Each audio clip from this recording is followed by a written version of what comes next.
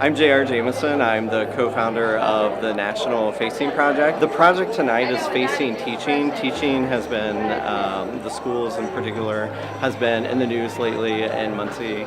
And we just felt like this was a great time to celebrate the educators who often aren't part of those stories that are in the newspapers, to give them a voice, to talk about their highs, their lows, things that they celebrate, and hopefully get people excited about teaching and celebrating the life of educators.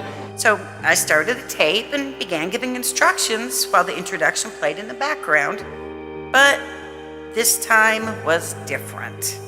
I looked behind me and saw that what was playing on the TV was not Forensic Files, but a video of me singing a song years ago. And after a few minutes, I stood up with my face bright red and not yet sure how to face my class.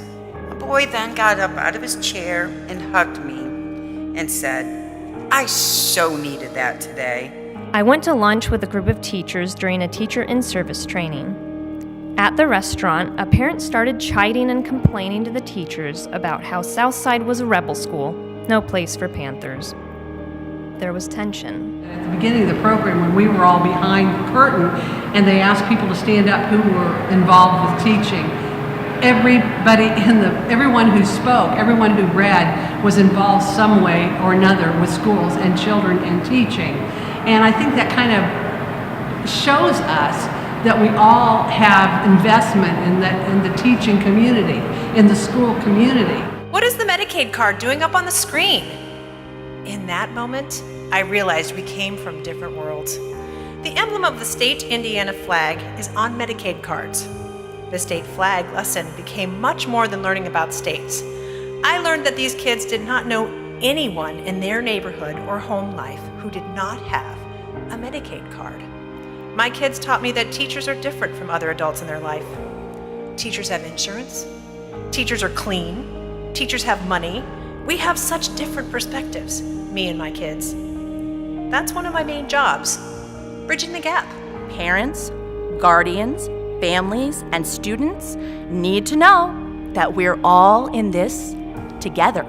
It was a dark time and a dark life. I'm sure they knew things were not the best for me. But they didn't really know. They didn't know about my learning disabilities. Mr. Jones changed it all.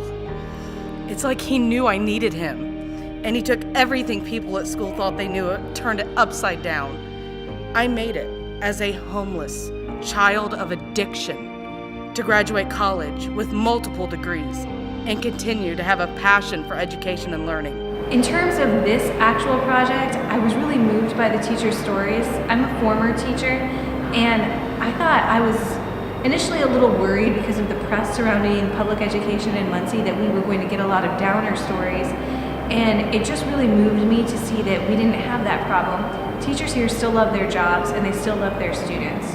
Applaud their successes, applaud their failures, because more can be learned from the act of failing than succeeding. And then they stop thinking they have to be perfect every time. The state might not look at each of my students as an artist, but to me, they are each a unique work of art. To me, they are each a Picasso. Each of you is a knight or princess who will become the lightning and lightning for all the lives before me. Thank you.